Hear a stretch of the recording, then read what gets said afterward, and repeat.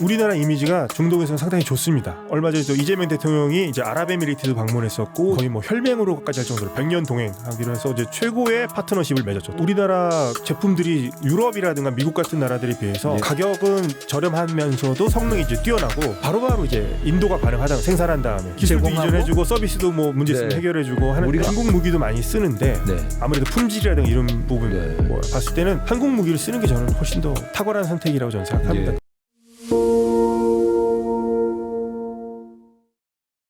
그럼 이라크는 현재 어떤 상태인가요? 이라크는 또 이게 심각할 때 사담 후세인이라는 대통령이 예전에 있었습니다. 네네. 그 사람이 이제 물러나고 난 다음에 민주화가 이제 됐을 거라 생각했는데 이라크도 어떻게 보면 또 인공적인 국가예요. 그러니까 역사는 오래됐지만 이라크도 이제 1차 세계대전 이후에 영국과 프랑스가 이제 선을 거서 만든 국가인데 영국 프랑스가 또 만든 문제입니다 항상. 문제인데 거기는 또 시아파, 수니파 또 쿠르드족 이렇게 또 갈리고 있습니다. 근데 다 한 국경 안에 있습니까? 한 지붕 안에 여러 가족들이 같이 있는 거죠. 묶어서. 근데 이라크라는 이름으로 있는데 지금 인구의 다수는 시아파가 또 차지하고 있습니다. 그런 면에서는 또 이란과 또 통하는 면도 있고, 그러네요. 이란의 친이란 민병대들도 또 이라크에 많이 있습니다. 이라크에 그렇게 많이 있고, 근데 또 소수를 차지하는 수니파들은 예전에 사담 후세인 때는 우리가 좀 특권을 누렸던 것 같은데 시아파한테 우리가 숫자를 밀리면서 우리가 소외되고 있다. 그래서 상당수 수니파들 그 당시 또 IS 이라크 내 IS에 많이 가입을 했었습니다. 또 문제는 그 위쪽에는 쿠르드족이 또 있습니다. 쿠르드족은. 쿠르드족은 또 다릅니다. 그러니까 수니파 이슬람을 많이 믿기는 한데 이 사람들도 또 다르죠. 아랍인들과 또 다릅니다.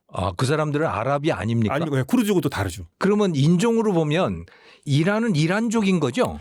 이란은 페르시아인이 대략 한 60%, 아제리인이 한 15%, 쿠르드족이 한 10%, 또 여러 다민족들이 또 있습니다. 여러. 그러면 사우디나 뭐 이런 데들은 아랍이에요? 아랍인들인데 그 안에 이제 인종인가요? 보통 이제 아랍인이라고 할 때는 아랍어를 쓰고 대체적으로 할 때 뭐 기독교들도 있지만 뭐 이슬람을 믿고 뭐 이런 사람들 통칭해서 이제 아랍인이라고 부르죠. 통칭해서 하면서 근데 이제 이라크 같은 경우에는 아랍인들이 있는데 아랍인 안에서도 시아파, 수니파로 나뉘고 또 아랍인과 다른 또 쿠르드족이 또 따로 있고. 쿠르드는 아랍하고는 완전히 다른 종족. 쿠르드족은 오히려 언어적으로 인종적으로는 이란에 가깝습니다. 페르시아 쪽에. 복잡합니다. 그렇군요. 그럼 다른 별도의 언어를 씁니까? 쿠르드는? 언어가 완전 다릅니다. 그럼 아랍어가 따로 있고. 쿠르드족이 여러 군데 있잖아요. 튀르키예도 있는 것 같은데요. 튀르키예도 있고 이라크에도 있고 시리아에도 있고 이란에도 있고. 그 사람들이 같은 언어를 씁니까? 다른 언어 씁니다. 언어가 크게 이제 쿠르만지라는 언어도 있고 소란이라는 언어도 있고 해서 쿠르드족이라고 자신들은 나라를 하나 이제 만들고 싶어 하죠. 그러니까 인구가 대략 4천만 가까이 되는데 나라가 없는 건 말이 안 되는. 그러니까 흩어져 있는 겁니다. 4개국에. 그래서 만들면 쿠르디스탄이라는 나라를 만들자. 쿠르디스탄. 근데 일단 언어가 다르고 하나의 어떤 큰 민족적인 정체성이 있으면 모를까.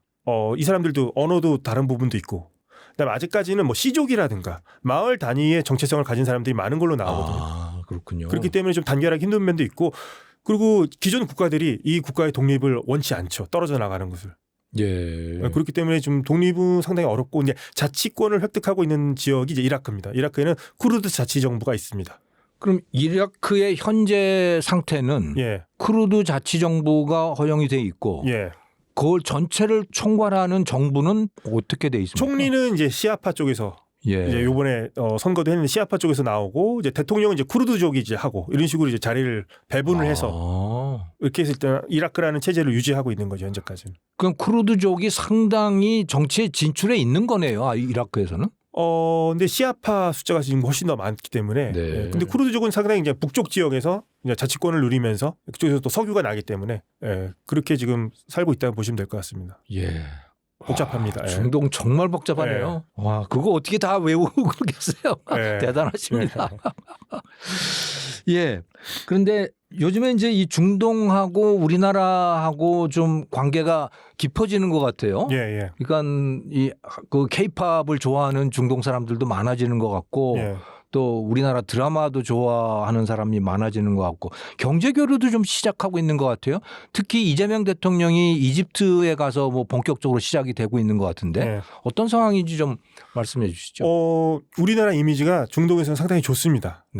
좋고 그 얼마 전에 또 이재명 대통령이 이제 아랍에미리트도 방문했었고 이집트도 방문하고 이렇게 하면서 뭐 아랍에미리트는 거의 뭐 혈맹으로까지 할 정도로 100년 동행하기로 하면서 이제 그렇습니까? 100년 동행하기로 해서 이제 최고의 파트너십을 맺었죠. 동반자 협정으로 최고의 파트너십을 맺었고 우리나라 인기가 K-팝 뭐 K 드라마도 인기가 많지만 그건 이제 지난 얼마 전까지 10대들이 좀 즐기는 문화라 생각을 했는데 네. 지금은 상당수 많은 이제 국민들에게도 하나의 문화의 장르로서 이제 자리 잡은 느낌입니다. 근데 그건 참 뜻밖이에요. 이렇게 저 히잡을 쓰고 예. 있는 사람들이 예.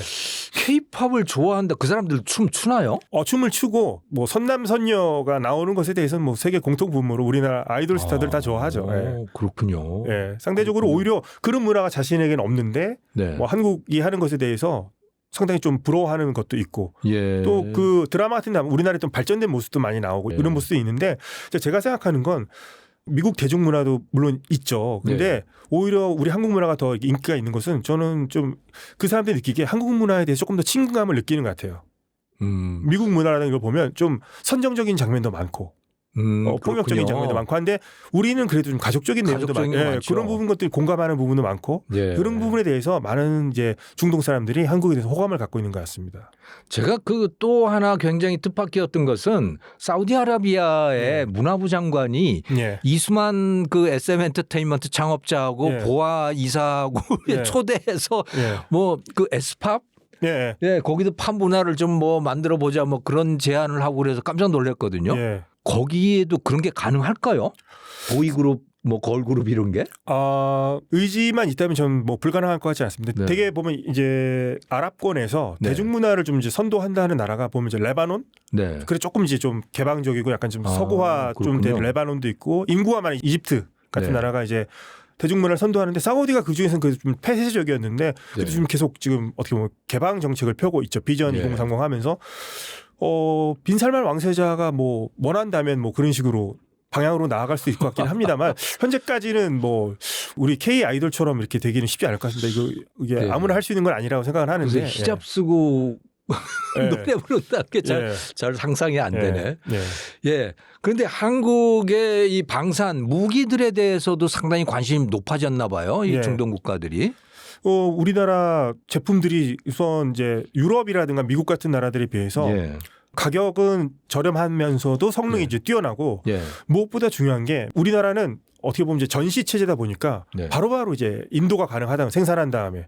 근데 미국이라든가 유럽은 날짜가 엄청 밀린다는 거죠. 그렇죠. 그리고 한국은 확실하게 수리라든가 이런 거 부품 서비스, 애프터 서비스도 확실하게 해주고 그다음에 기술 이전 같은 걸 또 한국이 또 이렇게 해주는 면이 있기 때문에 그 많은 중동 국가들이 한국을 파트너로서 삼고 싶어하죠. 근데 중국 무기도 많이 쓰지 않았어요? 그 동네가? 중국 무기도 많이 쓰는데 제가 봤을 때는 아무래도 품질이라든가 이런 부분 뭐 봤을 때는 한국 무기를 쓰는 게 저는 훨씬 더 탁월한 선택이라고 저는 생각합니다. 그쪽 입장에서도. 아무튼 저 UAE에다가 저 우리나라 원전을 설치하는데 한국에서 그 한수원에서 가서 해줬죠. 그것도 상당히 뜻밖이었는데 이제는 무기까지 한국산 무기에 대해서 관심을 가진다 보니까 굉장히 뜻밖이다 그런 생각이 들었어요. 제가 왜 그런 생각이 들었냐면 중국이 중동의 원유들을 사갈 때 위안화 결제도 제법 하고 그러잖아요. 그렇죠. 근데 그거는 상당히 중국 쪽으로 기울었다는 소리인데 근데 한국 무기를 산다?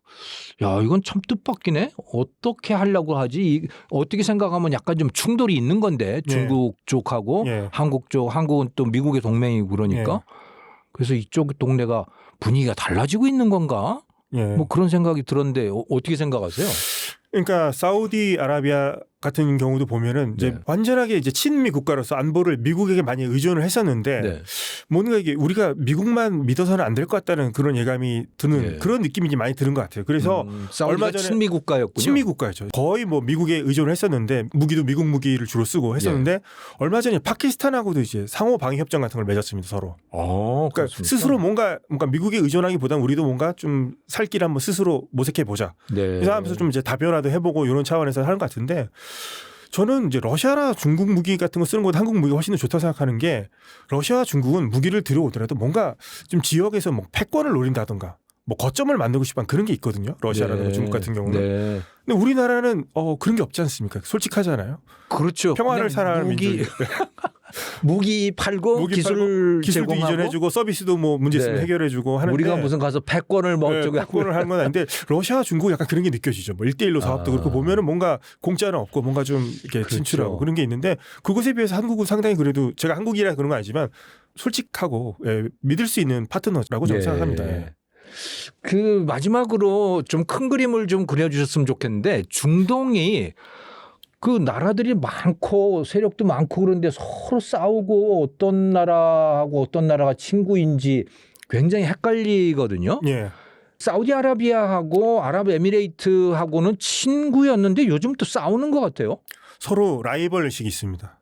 예. 라이벌 의식이 있어가지고 예멘 같은 경우에서도 서로 그러니까 처음에는 예멘에 후티 반군이라고 해서 네. 이란이 이제 대리 조직으로 이란이 키우는 이제 후티 반군이 있었는데 네. 거기에 맞서기 위해서 사우디아라비아와 그 아랍에미리트가 공동으로다가 이제 그 예멘 정부군을 지원했었는데 네. 얼마 전에 또 이제 갈라쓴 거죠. 아랍에미리트는 남부의 분리 독립을 주장하는 세력을 지지했고 네. 사우디는 또 예멘 정부군을 지지하는 쪽으로 이제 서로 갈라섰다가 요번에 아랍에미리트가 좀 한 발 물러서면서 갈등이 좀 봉합되는가 싶었는데 수단에서도 또 달라요. 수단에서도 사우디아라비아가 지원하는 세력과 아랍에미리트가 지원하는 세력이 또 다릅니다.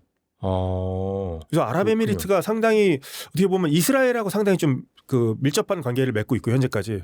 그건 이스라엘하고 아랍에미레이트는 친하죠. 네, 아브라함 협정에서 수교를 맺었습니다. 2020년에. 이스라엘하고 사우디아라비아는 안 친합니까? 물밑으로는 좀 연락도 자주 하고 친한 것 같은데 공식적으로는 현재 외교 관계는 없습니다. 그러면 이스라엘하고 이란 관계는 또 어떻습니까? 지금 전쟁할 수 있으면 그거는 서로 적대 국가죠. 이스라엘하고 터키도 적대 국가죠. 수교 관계는 맺고 있습니다. 네. 그러니까 튀르키예가 이스라엘이 처음 독립했을 때 가장 먼저 이슬람 세계에서 이스라엘을 승인한 국가입니다. 근데 네. 지금 정권 자체가 이스라엘과 전쟁을 했던 하마스를 지지하는 세력이에요. 지금 에르도안 대통령이 네. 이스라엘 하마스 전쟁이 있었는데 하마스를 지지하는 쪽이 튀르키예입니다. 현재. 그래서 요번에 이제 휴전 협상할 때도 그렇고 뭐 평화위원회 가자 평화위원회 할 때도 트럼프가 튀르키예를 이름을 넣어줬죠. 중재국 명단으로. 그렇군요. 그래서 그렇게 또 노선이 갈리고 있으면서 아랍에미리트 사이에는 지금 현재 또 이렇게 경쟁 구도가 지금 있습니다. 서로 라이벌 의식이 있습니다. 그렇군요. 예. 그럼 이란은 사우디아라비아, UAE, 그러니까 아랍에미레이트 모두하고 적대 관계입니까? 적대 관계라고 볼 수 있죠. 왜냐하면 이제 사우디아라비아와 이란이 한번 충돌했다, 국교를 단절했다가 중국의 중재를 한번 다시 맺은 적이 있는데 사우디아라비아와 아랍에미레이트 이제 걸프 국가들은 이란을 공통의 위협으로 생각을 하고 있습니다. 수니파 시아파가 다르기도 하지만 또 이란이 또 뭐 핵을 가지려고 하는 움직임도 있고 탄도미사일도 있고 그리고 또 이란이 그 독특한 그 정치 체제 그 혁명 이념을 자꾸 이제 걸프 국가에 예전에 수출하려고 했었기 때문에 왕정을 다 타도하려고 왕정을 타도하자. 친미 왕정은 타락한 국가들이다. 그래서 그런 것에 대해서 기분이 좋을 수가 없죠. 사우디라든가 걸프 왕정 입장에서. 그렇기 때문에 서로 감정이 안 좋습니다. 와, 복잡하네요. 예. 자, 그러면 만약에 이란에서 정말 혁명이 일어나서 민주주의 혁명이 일어나서 여기에 자유민주주의 국가가 들어선다 하면 그러면 어떤 세상이 펼쳐질까요? 그 동네에. 저는 좋을 것 같습니다. 우선은 현재까지 중동의 최대 위협으로 봤던 것들이 현재 이란 정권이죠. 뭐 핵 무기를 뭐 공식적으로 갖겠다고는 하지 않았지만 핵 위협도 있었고 탄도미사일 대리조직인데 그렇게 혼란을 일으켰다고 보는 그 이란 정권이 사라지고 자유민주주의 국가가 들어선다면 저는 상당히 중동에 평화가 올 것이라고 생각합니다. 근데 다만 또 왕정 국가들, 걸프 왕정 국가들은 좀 긴장할 수 있을 것 같기도 합니다. 그래서 자유민주주의는 싫어하잖아요. 또 세속민주주의가 저렇게 빨리 들어서면 또 국민들이 이란을 또 보면서 우리는 뭐지 또 이렇게 생각할 수도 있고 하기 때문에 어떤 갈등이 또 생길 수 있겠지만 그래도 현재 이런 위협으로 남아있는 이란보다는 그래도 세속주의적이고 자유민주주의 이란이 들어선다면 이스라엘과의 갈등을 이제 사라질 것 같고요. 그렇게 되면 오히려 저는 그렇게 되면 오히려 더 뭐 이란산 석유가 또 안정적으로 국제시장에 공급도 되고 그러면 유가도 안정될 것 같고 그러면 저는 오히려 그렇게 되는 것이 중동 평화 아니면 전 세계를 봤을 때도 더 좋은 방향이라고 저는 생각합니다. 그렇군요. 그러니까 지금 에르도안 대통령 이전에 튀르키예가 이슬람이면서도 세속 자유민주주의 국가였던 것이죠. 지금도 헌법상으로는 그렇습니다만 뭔가 사회 분위기는 조금 뭔가 이슬람을 좀 강조하는 분위기로 이제 가고 있습니다. 그리고 그 당시에는 튀르키예가 전쟁이라든가 이런 데 별로 관여 안 했었죠. 우리나라 6.25 때는 파병했었죠. 한국에만 파병하고. 네, 그때는 이제 나토에 가입하기 위해서, 가입하기 위해서 이제 한국에 파병을 했던 것이고요. 네. 이제 친서방으로 가다가 현재는 뭔가 좀 독자적인 좀 노선을 보여주기 위해서 좀 노력하고 있죠. 과거 오스만 지구 영광을 내가 한번 재현해 보겠다 이런 식으로 해서 뭔가 좀 독자적인 행보를 보이려고 하고 있습니다. 그렇군요. 이란이라는 나라가 다시 자유민주주의 국가가 돼서 예전에 튀르키예처럼 그래서 지역 평화가 좀 찾아왔으면 좋겠네요. 예. 아이고 오늘 김덕일 박사님 모시고 정말 많은 이야기 청해 들었고요. 정말 재밌었습니다. 많은 걸 배웠습니다. 감사합니다. 혹시 다 못하신 말씀이 있으신지요? 안녕하세요. 고려대학교 아시아문제연구원 중동이슬람센터 김덕일입니다. 김종호의 경제TV 많은 사랑 부탁드리겠습니다. 네, 아이고 감사합니다. 채널 홍보까지 해주셨네요. 오늘 김덕일 박사님 모시고 정말 이 중동 사태에 대해서 여러 가지 아주 흥미롭고 또 많은 역사적인 지식도 청해서 들었습니다. 여러분께도 많은 도움이 되었기를 바랍니다. 시청해 주셔서 감사합니다.